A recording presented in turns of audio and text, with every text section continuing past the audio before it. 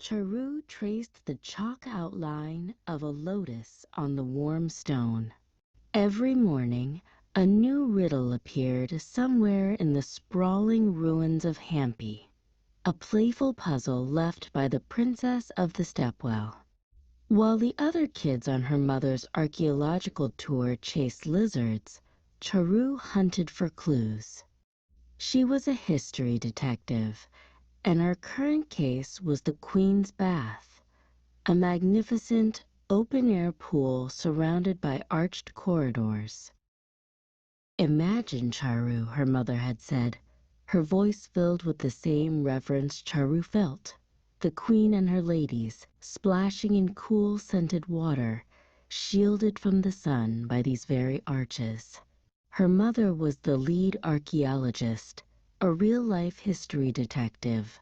But Charu's princess was more fun, a girl her own age who, Charu imagined, had a mischievous smile and feet that danced on the stone instead of walking. The next morning's riddle was tucked away in a small, lotus-carved pavilion.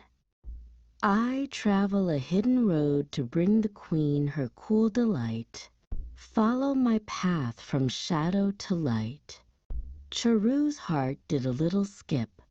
This was it. This was the big clue.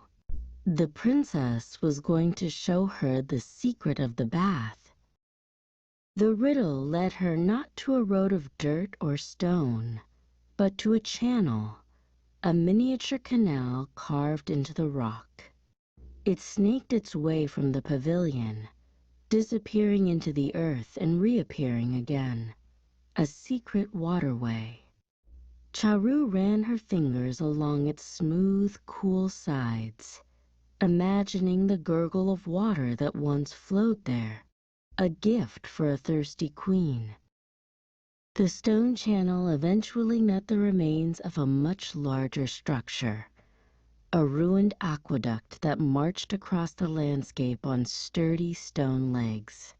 Charu scrambled to the top, balancing carefully as she walked its length. She was no longer just a tourist. She was an explorer, following a path laid down centuries ago. The aqueduct ended abruptly at a cluster of boulders, half hidden by a curtain of vines. Pushing them aside, Charu found it, a small, clear spring bubbling up from the earth. This was the source, the beginning of the water's long journey to the Queen's bath. Charu cupped her hands and drank, the water cool and sweet. She could almost hear the princess laughing, a sound like bubbling water. Back at the Queen's bath, the afternoon sun was high and hot. A group of tourists were gathered, their loud voices echoing in the quiet space. As they left, one of them tossed an empty plastic bottle. It landed with a clatter and rolled, coming to rest in a small, almost invisible drain at the edge of the bath. Instantly, the slow trickle of water from a recent rain began to pool, the level rising with alarming speed. The adults began to panic, their voices a worried buzz. But Charu wasn't panicking. She was thinking.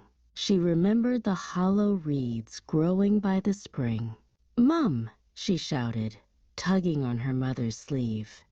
"I have an idea." She explained her plan, her words tumbling out in a rush.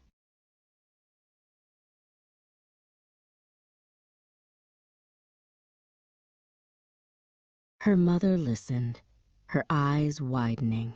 It was a brilliant idea. Together, they found a long, sturdy reed. With the help of the other archaeologists, they carefully fed one end into the rising water and the other over the side of the bath. With a little encouragement, the water began to flow. A steady stream siphoned out of the bath and away from the precious, vulnerable structure.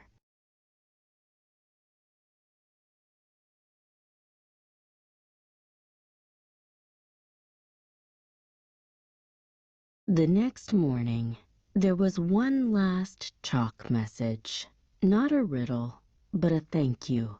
"You saved my favorite place," it read, a lotus drawn beside it.